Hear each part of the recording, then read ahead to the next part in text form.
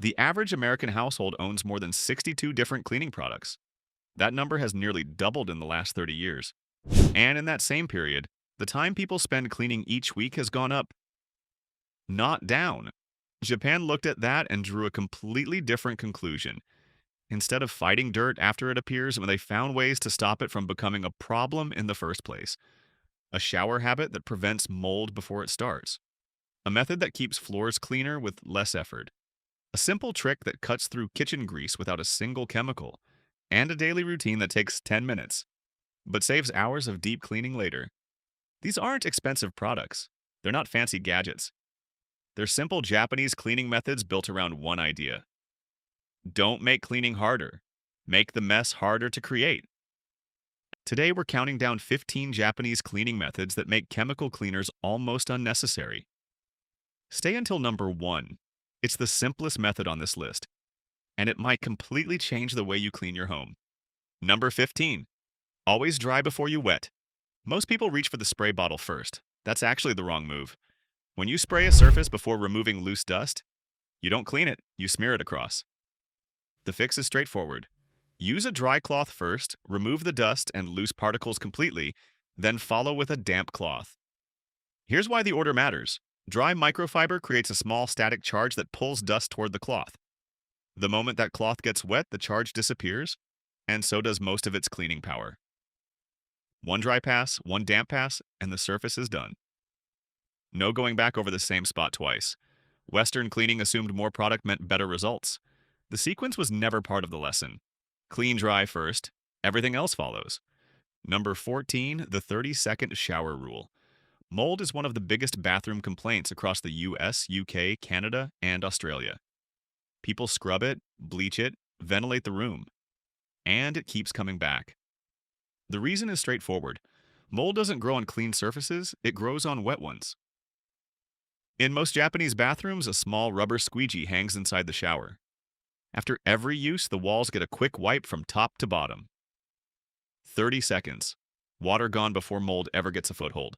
Mold needs sustained moisture, typically 24 to 48 hours before it can take hold. Cut that window short and it never starts. Western bathrooms leave water sitting on walls and grout for hours, sometimes days between uses.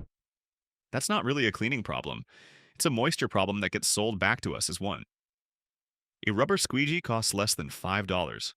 30 seconds after every shower? That's the whole method. Number 13. Hot water as a weekly drain treatment. Think about what actually lives inside a drain, not a clog. Not yet. Just a slow, invisible buildup of grease, soap residue, and food particles that accumulates every time you wash a dish or run the tap. By the time you notice slow drainage, that buildup is already weeks old. That's when most people reach for a chemical drain cleaner. Those products work by dissolving whatever sits in the pipe. The problem is they dissolve more than just the clog. Over time, the same chemicals that clear grease also degrade rubber seals and accelerate corrosion in older pipes. The Japanese approach addresses the buildup before it ever reaches that stage. Once a week, near boiling water gets poured slowly down kitchen and bathroom drains. No product, no tool. The reason it works is simple. Grease stays liquid above 130 degrees Fahrenheit. Pour hot water through regularly and grease flushes out before it ever solidifies into a blockage. You're not treating a problem. You're closing the window where one forms. 90 seconds, once a week. That's it. Number 12. 2 buckets instead of 1. Picture the last time you mopped your floor. 1 bucket, cleaning solution, you dip, wipe, dip again. By the 4th or 5th pass, what's in that bucket isn't clean water anymore. But the mop keeps going back in. That means the last section of floor you cleaned got washed with the dirtiest water in the room. 2 buckets solve this completely. One holds the cleaning solution, one holds clean rinse water, and the mop alternates between them. Dirt stays contained in the rinse bucket. The cleaning solution stays effective from the first stroke to the last. This approach is standard in Japanese homes, restaurant kitchens, and professional cleaning crews. Not considered a special technique, just considered correct. The floor you thought you cleaned with 1 bucket? You were spreading diluted, dirty water across it. 2 buckets means every section gets genuinely clean water. One small change. The whole floor actually gets clean. Number 11. Salt as a natural scrubber. When something is stuck to a pan or baked into grout, most people scrub harder. Steel wool, abrasive pads, heavy sprays with warning labels on the back. Scrubbing too hard often causes more damage than the original mess. Steel wool strips the seasoned finish from cast iron. Abrasive pads scratch tile and dull grout over time. Coarse salt handles both jobs without the damage. On cast iron, pour a handful into the pan with a folded paper towel and work it in small circles. The salt lifts grease and residue without disturbing the protective layer underneath. No water, no soap required. On grout. Mix with just enough water to make a paste. Scrub with an old toothbrush, rinse clean. Salt crystals are hard enough to lift grime, but not hard enough to score ceramic or iron. Most commercial abrasive scrubbers don't make that distinction. They're built for everything, which makes them too aggressive for surfaces that need a lighter touch. Food safe, cheap, already in your kitchen. The best scrubber you own isn't under the sink. It's on the table. Number 10. Newspaper on glass. Most people have a glass cleaning routine that goes something like this. Spray, wipe, check. Still streaky. Spray again, wipe harder. Still not right. The culprit is almost never the spray. It's the cloth. Paper towels shed lint onto glass as they wipe. Microfiber cloths, washed even once with fabric softener, leave a faint waxy film that catches light at certain angles. Both problems get worse the more product you add. Old newspaper, slightly dampened, crumpled loosely, avoids both. The fiber in newsprint is compressed far more tightly than paper towel. It doesn't shed. Nothing transfers onto the glass as you wipe. Window cleaners who've tested this against lint-free microfiber consistently prefer newspaper on flat glass. Not because of anything special in the ink, simply because the fiber structure is better suited to the job. The surface dries clean because nothing from the cloth is left behind, and the newspaper was already heading to the recycling. Before you toss it, use it. If you're enjoying this so far, go ahead and tap like. It tells YouTube you want more of Japan's clever everyday innovations. And if you love discovering things you didn't even know existed, hit subscribe so you don't miss the rest of this list. Trust me. The next ones are even cooler. Number 9. One brush for every job. What did the sponge you just used on your kitchen counter touch before that? In most Western homes, one or two brushes and a single sponge handle everything. Dishes, pots, the sink, sometimes vegetables. All the same tool. Kitchen sponges consistently rank among the dirtiest objects in the average home. More bacteria per square inch than a toilet seat, according to multiple microbiological studies. Not because people don't clean them, because synthetic material stays moist between uses. And moisture is exactly what bacteria need to multiply. Japanese households largely moved away from the all-purpose sponge by replacing it with small, task-specific natural fiber brushes. Stiff ones for vegetables and cast iron. Softer ones for ceramic and glass. Narrow ones for corners and crevices. Natural fiber dries out completely between uses. Dry fiber doesn't harbor bacteria. These brushes last years rather than days. Your cleaning tool might be the dirtiest object in the room. It doesn't have to be. Number 8, citric acid versus limescale. If you live somewhere with hard water, you already know the problem. Chalky white crust on the kettle, grime building up around faucets, a shower head that barely trickles. Most people in the West reach for white vinegar. It works eventually, but it takes 30 minutes or more, leaves a sharp smell behind, and with repeated use, the acetic acid can dull stainless steel surfaces over time. Citric acid powder does the same job faster and more thoroughly. 1 tablespoon dissolved in a liter of water, poured into the kettle, left to sit for around 15 minutes. Consumer testing has consistently shown citric acid outperforms white vinegar on limescale removal, clearing significantly more buildup in less time, with no lingering smell and no risk to stainless steel finishes. The reason comes down to chemistry. Citric acid is a chelator. It binds directly to the calcium and magnesium minerals in limescale and pulls them away from the surface. It doesn't just soften the buildup, it breaks the bond holding it in place. A small bag costs a few dollars and treats dozens of applications. 15 minutes, no scrubbing, clean kettle. Number 7, steam cleaning.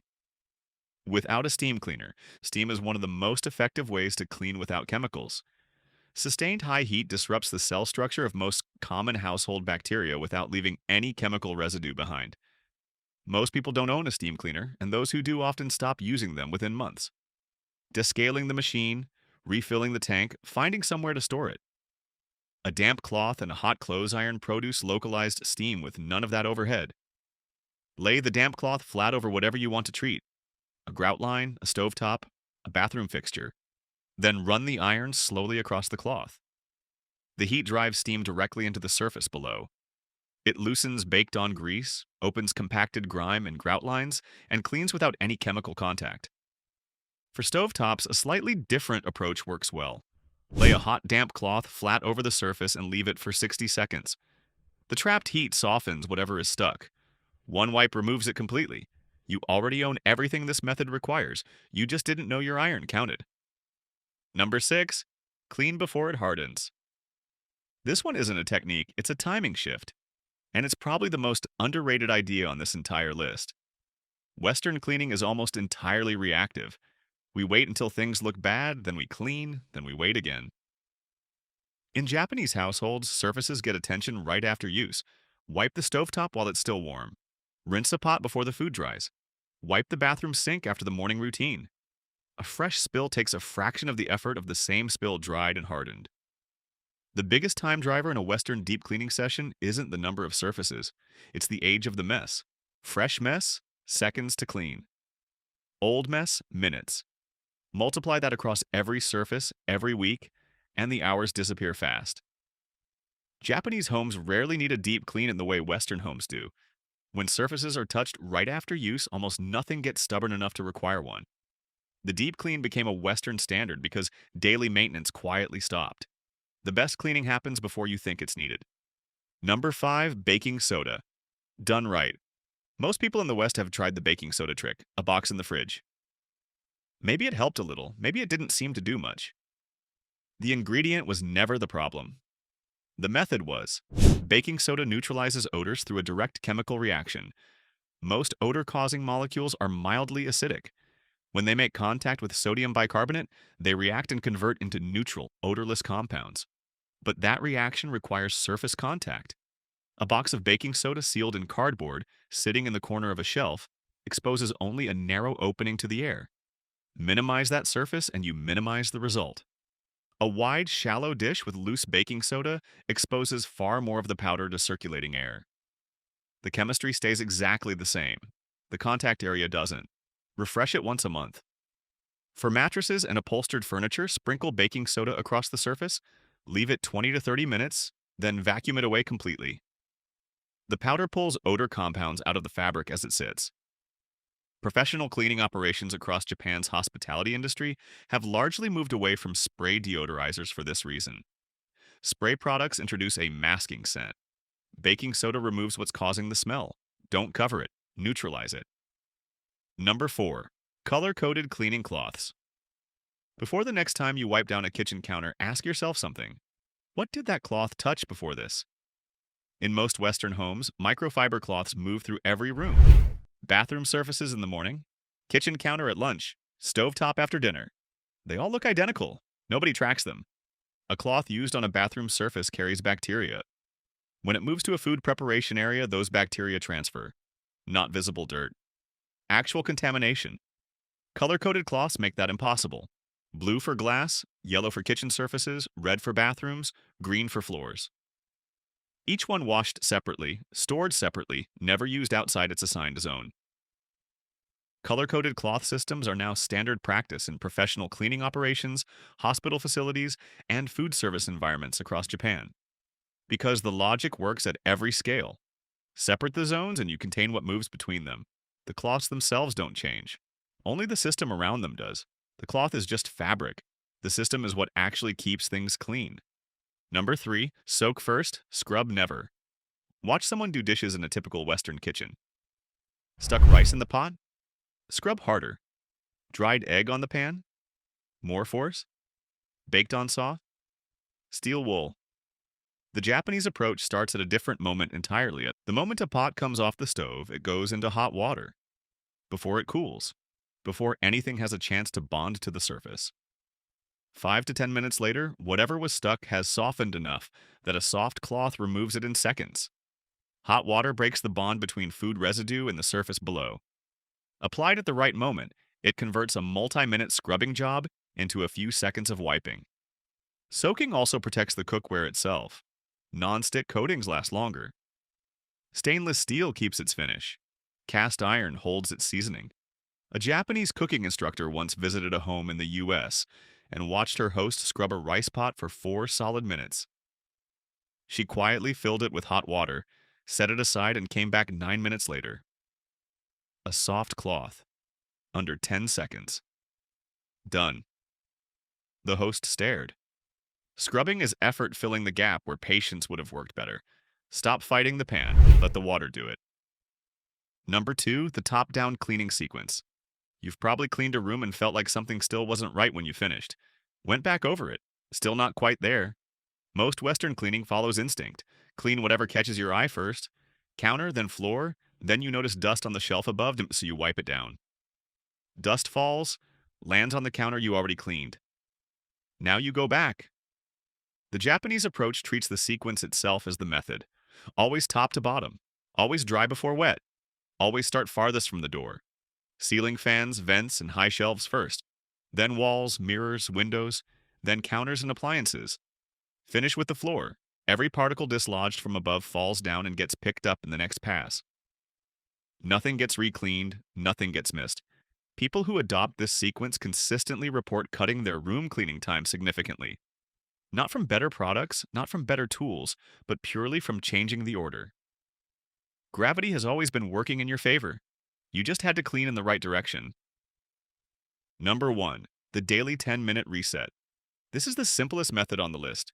It's also the one that changes the most. In most Western homes, cleaning is an event. It gets scheduled, it gets postponed. And when it finally happens, it takes hours. Because a week's worth of mess has been waiting. A stovetop that's seen 5 or 6 meals without a wipe. A bathroom sink with days of buildup. Counters with things piling up that never quite got put away. Then comes the deep clean. 3 hours. Sometimes 4. Exhausting every single time, and somehow it still doesn't last a week. Japanese households largely avoid that cycle through one daily habit. Every evening, every main surface gets returned to baseline. Kitchen counters wiped. Sink rinsed and dried. Stovetop cleared. Bathroom sink wiped. High traffic floors swept. Nothing deep, nothing intense. 10 minutes. Every night. 10 minutes a day is 70 minutes a week. The average Western deep clean runs 3 to 5 hours. And starts from a far worse condition every time. A family in Japan was filmed on a regular Tuesday afternoon with no warning and no preparation. Their home looked like a staged photo. They hadn't cleaned that day. They had reset it the night before. As they did every night. As their parents had before them. The Western deep clean exists because daily upkeep stopped being a habit somewhere along the way. Japan never needed the deep clean because the daily reset never stopped. 10 minutes when things are easy, instead of 4 hours when they have gotten hard. A home that never needs a deep clean isn't lucky. It just gets reset every night. None of these methods require a trip to a specialty store. Most cost nothing. A few cost under $5 total. What they all share is the same underlying idea. Don't fight the mess. Get ahead of it. Japan didn't build a cleaner culture by finding stronger chemicals. The shift was about timing, sequence, and daily habit over reactive effort. If even 2 or 3 of these become part of how you clean, your home will feel different by next week. If you want to keep discovering the smartest ideas Japan has to offer, hit like and subscribe. Don't forget to check out the next video on your screen. It's loaded with even more jaw-dropping ideas you won't believe exist.